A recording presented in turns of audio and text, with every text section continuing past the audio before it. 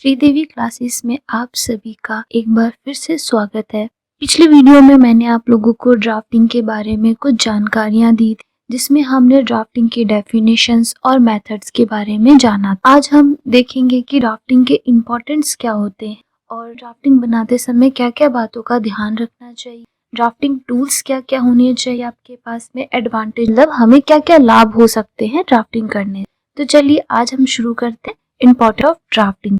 कभी भी आप ड्राफ्टिंग कर रहे हैं तो हमें एक फायदा ये होता है कि हम ड्राफ्टिंग बनाने के बाद कोई भी पेपर पैटर्न बनाना चाहें तो वो इजीली बना सकते हैं। जैसे आपने कोई भी कुर्ता तैयार किया और उसकी ड्राफ्टिंग कर ली तो आपको उसके शेप्स, उसकी मेजरमेंट्स और उसके सारे लाइंस वगैरह सब सारी चीजें हमें पता चल जाएंगी, जिसकी सहायता से हम उसकी पेपर पैटर्न आसानी से तैयार कर सकते हैं। सेकंड पॉइंट आता है कि लेआउट और एस्टिमेशन में सुविधा होती है। अगर आपके पास पहले से ही ड्राफ्टिंग बनी हुई है और उसी से आप पेपर पैटर्न कट कर सकते हैं और लेआउट करने में कहीं पे भी प्रॉब्लम नहीं आती है। आपके पास में पेपर पैटर्न कट है तो हम क्या करते हैं, उसको ही कपड़ों पे बिछा करके लेआउट कर लेते हैं और इससे हमें ये भी पता चल जाता है कि जो भी हम डिजाइन बना रहे हैं उसमें कितना कपड़ा लगेगा और कितनी कटिंग होगी, कितना वेस्टेज होगा, कौन सा पार्ट कहाँ से निकलेगा, ये सारी चीजें हमको आसानी से पता चल जाती है। जब भी हम ड्राफ्टिंग करते हैं तो उसका रफ कॉपी पे या फिर की प्रैक्टिकल फाइल में हम एक एस्टिमेशन भी कर लेते हैं, कपड़े का आंकलन कर लेते हैं, जिससे हमें उसका मेजर पता चल जाता है कि हमें कितना मीटर फैब्रिक चाहिए। अगर आप एस्टिमेशन पहले ही कर लेते हैं, आपको मार्केट जाकर ये सोचने की जरूरत नहीं होती कि हमें एक गारमेंट में कितना कपड़ा चाहिए, अगर हमें फ्रॉक तैयार करनी है तो हमें कितना फैब्रिक लेना चाहिए। अगर आप पहले से ही उसका एस्टिमेट करके रखोगे तो ये भी हमारे लिए ड्राफ्टिंग करने से बहुत बेनिफिट मिल जाता है। थर्ड आता है आपका डिजाइन बनाने में सुविधा हो जाती है। अगर आप कोई भी ड्राफ्टिंग करके किसी भी गारमेंट की ड्राफ्टिंग करके रखते हैं पहले से, तो क्या होता है कि आपको कोई भी डिजाइन पता चल जाती है कि अच्छा हमें ये डिजाइन यहाँ पर करनी है, इसका इतना मेजरमेंट लेना है, कहाँ पर कौन सा फॉर्मूला लगाना है, ये सारी चीजें ड्राफ्टिंग के माध्यम से हमको पहले ही पता चल जाती है। फोर्थ पॉइंट आता है आपका कटिंग में सुविधा। कभी भी कटिंग करनी हो आपको, अगर आपके पास में पहले से उसकी ड्राफ्टिंग बनी हुई है, पेपर पैटर्न बना हुआ है, कपड़े पे आसानी से कट कर सकते हैं। इससे क्या होता है कि हमारी कटिंग कभी भी कोई प्रॉब्लम नहीं आती, सारे पार्ट अच्छा आसानी से निकल जाते हैं, अच्छे तरीके से सारी जानकारी हो जाती है कि अच्छा ये पार्ट यहाँ से निकलेगा, कौन सा पार्ट में उसकी ग्रेन लाइंस, उसकी कटिंग लाइन, उसके सीम्स, फोल्डिंग, सारी चीजें हमें उसमें मेंशन की होती है। तो उससे हमें कपड़ों में जब हम लेआउट करते हैं तो वहाँ समस्या नहीं आती है। फिफ्थ पॉइंट आता है आपका कोई भी फिटेड गारमेंट बना रहे हैं हम, जैसे आप गाउन बना रहे हैं या फिर ए लाइन फ्रॉक बना रहे हैं, ए लाइन स्कर्ट बना रहे हैं, तो उसको बनाने के लिए भी हमें ड्राफ्टिंग अगर हमारी पहले से तैयार है तो वो बनाने में हमें दिक्कत नहीं आती है। जैसे हमें गाउन, फिटेड गाउन बनाना है और हमने उसका मेजरमेंट पहले से ही ले रखा है, उसकी ड्राफ्टिंग तैयार कर रखी है, तो हम उसका पेपर पैटर्न बहुत ही आसानी से तैयार कर सकते। इससे कभी भी कोई भी मेजरमेंट लेने में या कि लाइन ड्रॉ करने में या कहीं पे कोई फॉर्मूला पुट करने में समस्या नहीं आती है। लास्ट पॉइंट आता है हमारा टेक अ मेजरमेंट। आप मेजरमेंट लेने में भी हमको सुविधा हो जाती है। जैसे अगर मान लो हमें कोई भी ड्रेस तैयार करनी है, हमें उसका मेजरमेंट लेना है, तो हमें वो ड्रेस पहले मेजर करनी होगी कि हाँ अगर हमें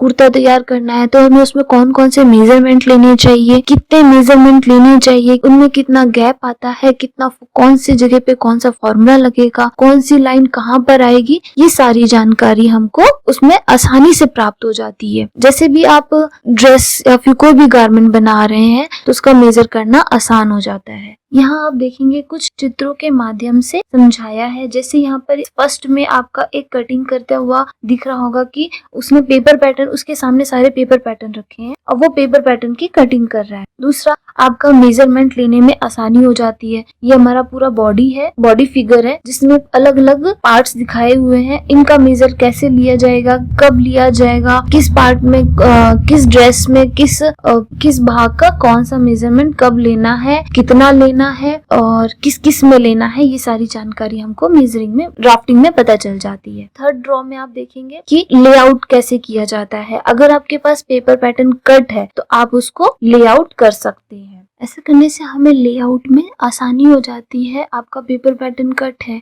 उसको कपड़े पे बिछाया और ड्रॉ कर लिया और सारे पार्ट्स पता चल गए। जैसे यहाँ पर एक फ्रॉक का पार्ट दिखाया गया है कि कहाँ पर कौन से पार्ट्स लगे हुए हैं, कितना फैब्रिक लग रहा है और कितना फैब्रिक वेस्ट हो रहा है और कहाँ से कौन सा पार्ट निकल सकता है। अब हम ये देख लेते हैं कि ड्राफ्टिंग करते समय हमें क्या क्या बातें ध्यान रखनी चाहिए। सबसे पहले, कभी भी आप ड्राफ्टिंग कर रहे हैं तो आपको मेजरमेंट सही लेना चाहिए और जो भी मेजरमेंट ले रहे हैं उसको पहले अच्छे से समझ लें कि आपको कितना लेना है, कैसे लेना है, कहाँ से लेना है। ये सारी जानकारी आपको पहले से होनी चाहिए, वरना अगर एक भी मेजरमेंट गलत हो जाए तो हमारा पूरा ड्राफ्ट खराब हो जाता है। इसलिए हमको मेजरमेंट सावधानी से लेना चाहिए। दूसरा आता है कि ड्राफ्टिंग की प्रैक्टिस मिल्टन क्लॉथ पर की जानी चाहिए। कभी भी आप ड्राफ्ट कर रहे हैं तो उसको, अगर आप नए हैं, बिगनर हैं, तो आपको हमेशा ड्राफ्टिंग मिल्टन क्लॉथ पर ट्राई कर लेनी चाहिए। पहले आपको सारी शेप्स, उसका मेजरमेंट, उसकी लाइंस सारी ड्रॉ करनी आनी चाहिए,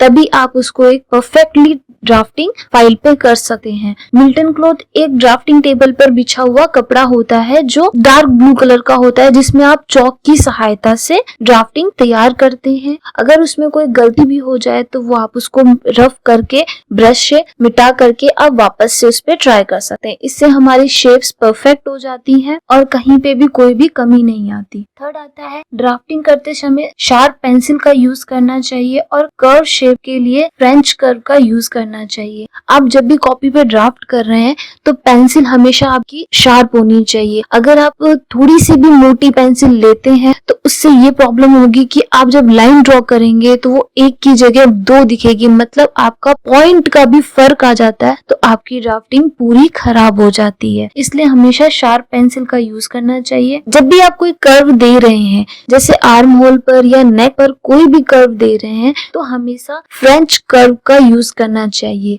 ये एक प्रकार का स्केल होता है जिसके अंदर सारी शेप्स दी होती हैं, गोलाइयों की, आर्म होल की गोलाई की, अलग अलग तरीके की कर्व्स शेपर्स होते हैं, जिसमें हम सारी शेप्स आसानी से प्राप्त हो जाती है। कोई भी शेप बनाना चाहो वो सारी बन जाती हैं। इसलिए हमें शेप के लिए हमेशा फ्रेंच कर्व का ही यूज करना चाहिए। फोर्थ पॉइंट आता है, ड्राफ्टिंग हमेशा फ्लैट सरफेस एरिया पर की जानी चाहिए। अगर आप कहीं पर भी ऐसी जगह बैठे हैं जहाँ पर थोड़ा सा कहीं ऊंचा है, कहीं नीचा है, तो उससे क्या होगा कि आपकी ड्राफ्टिंग का जो मेजरमेंट है वो गलत हो जाएगा। इसलिए हमेशा ड्राफ्टिंग करते समय या तो टेबल का यूज करें जहाँ वो फ्लैट हो, या फिर आप जमीन पर बैठ के, जहाँ पर सरफेस पूरा एकदम फ्लैट हो, वहां पर बैठ के ही उसको तैयार करें। अब हम ड्राफ्टिंग टूल्स के बारे में बात कर लेते हैं। देखिए, यहाँ पर 10 तरीके के टूल्स दिए हैं। इसके अलावा भी बहुत सारे टूल्स हैं जो इनमें यूज हो सकते हैं। जैसे फर्स्ट हमने दे रखा है ड्राफ्टिंग स्केल, जिससे भी आप ड्राफ्टिंग करते हैं। जैसे मैंने पिछले वीडियो में आप लोगों को बताया था कि 8 सेट का एक ड्राफ्टिंग स्केल आता है जिसमें सेंटीमीटर और इंचेस सारे दिए होते हैं, तो हम उसका यूज करते हैं। फ्रेंच कर्व, अभी थोड़ी देर पहले मैंने आप लोगों को बताया कि ये सारे कर्व शेप्स देने के लिए यूज किए जाते हैं। ये देखिए, ये है हमारा फ्रेंच कर्व है। इसमें अलग अलग तरीके की शेप्स दे रखी हैं। ये आपका राउंड शेप हो जाता है। यहाँ से अगर आप छोटा नेक देना चाहते हैं, ये कुछ शेप्स हैं। ये सारी अलग अलग शेप है जिनका यूज करके आप सारी आर्म होल की, नेक की, वेस्ट साइड की, कहीं की भी शेप दे सकते हैं। थर्ड आता है का कंपास। जब भी आप कोई ड्रेस बना रहे हैं, जैसे सर्कुलर फ्रॉक बना रहे हैं, सर्कुलर स्कर्ट बना रहे हैं, तो उसके लिए आपको कंपास का यूज करना चाहिए। आप हाथ से अगर ड्रॉ करते हैं तो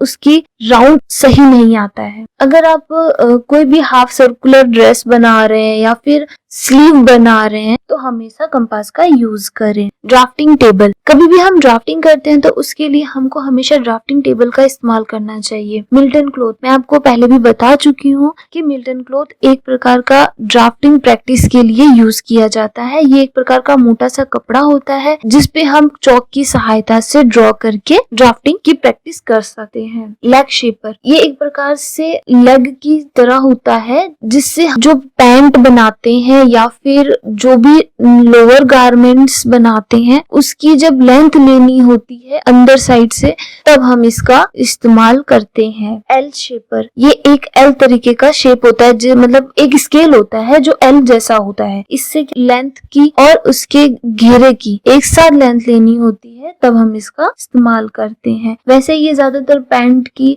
लेंथ लेने के लिए, घेरे वाले कपड़ों की लेंथ लेने के लिए ही इस्तेमाल किया जाता है। पेंसिल, आप अगर ड्राफ्टिंग ड्रॉ कर रहे हैं तो आपको पेंसिल की आवश्यकता होगी। उसके साथ साथ रबड़, अगर आपका कुछ गलत हो जाए तो आपको रबड़ भी चाहिए। ब्रश, जब आप मिल्टन क्लॉथ पे ड्राफ्टिंग करते हैं, उसकी प्रैक्टिस करते हैं, तो आप अगर गलत करते हैं तो आपको ब्रश की सहायता से उसको आप मिटा सकते हैं। इसके अलावा आपको ड्राफ्टिंग फाइल की जरूरत होती है और चौक की जरूरत होती है, टेलर्स आर्ट कर्व की जरूरत होती है और कुछ आप यहाँ पे और भी सारे चीजेस देखेंगे, बहुत सारे हैं। जैसे ये होता है हमारा ट्रेसिंग व्हील, जिसकी सहायता से हम अगर कपड़े पे मार्किंग करना चाहें तो वो कर सकते हैं। इंची टेप की जरूरत होती है, स्केल चाहिए होता है, शॉर्ट और लॉन्ग दोनों स्केल की जरूरत होती है हमें। यहाँ पर कुछ और शेपर्स होते हैं, उनकी आवश्यकता होती है। ऐसे कई सारे ड्राफ्टिंग के टूल्स हैं।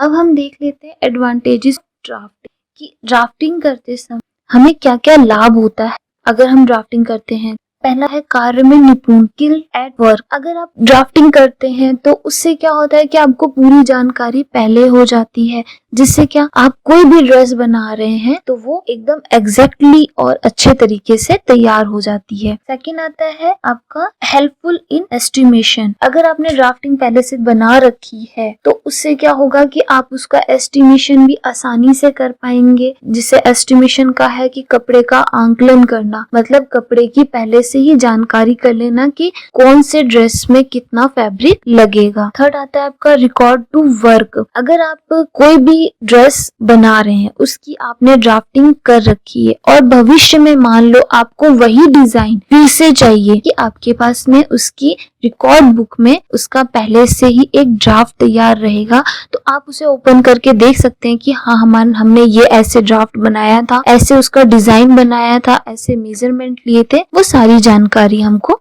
आसानी से प्राप्त हो जाती है। फोर्थ पॉइंट आता है helpful in grading, alteration, layout और कटिंग्स। पहले ही मैंने आप लोगों को बताया लेआउट और कटिंग में कैसे फायदा करता है। और ग्रेडिंग और अल्ट्रेशन, जब भी हम ड्राफ्टिंग करते हैं उसके बाद एक पेपर पैटर्न कट करते हैं जो हमारा मीडियम साइज का होता है। जब भी हम ग्रेडिंग करते हैं तो हमारे पास पहले से एक मेजरमेंट होता है और उसी की सहायता से हम कई और मेजरमेंट के ड्राफ्ट और पेपर पैटर्न कट कर सकते हैं। सिर्फ कुछ चेंजेस किए जाते हैं जो आपके मेजरमेंट चार्ट में फॉर्मूले मेजरमेंट दिए होते हैं उनकी सहायता से। अल्ट्रेशन, कोई भी गारमेंट अगर बना रहे हैं हम, तो हम कभी भी कोई गलत हो जाए तो हम कभी भी ये नहीं करते कि गारमेंट को कट करके हम उसको सही कर सकते हैं, ऐसा नहीं हो सकता। तो हम क्या करते हैं, पहले ही अपनी ड्राफ्टिंग में उसको चेक कर लेते हैं कि हाँ यहाँ कहाँ पर कौन सी त्रुटि है, कहाँ पर कौन सी गलती है, उसको हम पहले ही सही कर सकते हैं। लेआउट, मैं आप लोगों को पहले बता चुकी हूँ कि ड्राफ्टिंग करने के बाद हमको लेआउट करने में बहुत ही आसानी हो जाती है। कौन सा पार्ट कहाँ से निकालना है, कैसे बनाना है, वो सारी जानकारी हमको मिल जाती है। और कटिंग करने में भी आसानी होती है।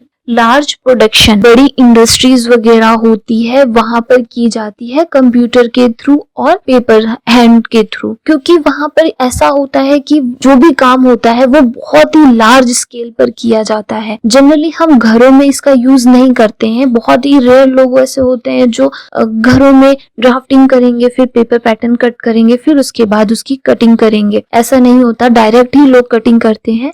बट परफेक्ट तरीका यही होता है कि आप पहले इसकी ड्राफ्टिंग करें, तब आपको सारी चीजें पता चल जाएंगी। उसके बाद उसका पेपर पैटर्न कट करें, जिससे आपको उसकी फिटिंग्स और उसके कहाँ पर कौन सी कमी है, कितनी सीम लेनी है, ये सारी जानकारी हो जाए। फिर उसके बाद आप उसे कपड़े पे कट करें तो वो आसान बन जाता है। लार्ज प्रोडक्शन में एक ही पेपर पैटर्न से कई सारे ड्रेसेस बनाई जाती हैं, तो इसलिए इसका यूज वहां पर ज्यादा होता है। ड्राफ्ट की सिर्फ एक ही डिसएडवांटेज है, अधिक समय लगता है इसमें। अगर आप कोई पर्टिकुलर पर्सन के लिए एक डिजाइन बना रहे हैं या एक ड्रेस बना रहे हैं जो सिर्फ उसी टाइम के लिए आपको बनानी है, तो आपको उसमें बहुत ज्यादा समय लग जाता है। पहले आप उसकी ड्राफ्टिंग करेंगे, फिर पेपर पैटर्न कट करेंगे, फिर कटिंग करेंगे, तो इसमें सिर्फ यही डिसएडवांटेज है, इसमें समय अधिक लगता है। Thank you.